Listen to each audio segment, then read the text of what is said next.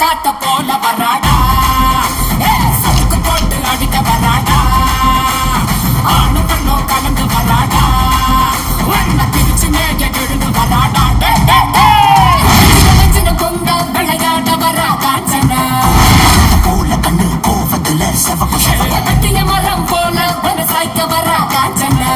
துடிக்கு உடம்பு துடிக்கு கேட்டுச்சு நொடியில் சம்பவம் நடக்கும்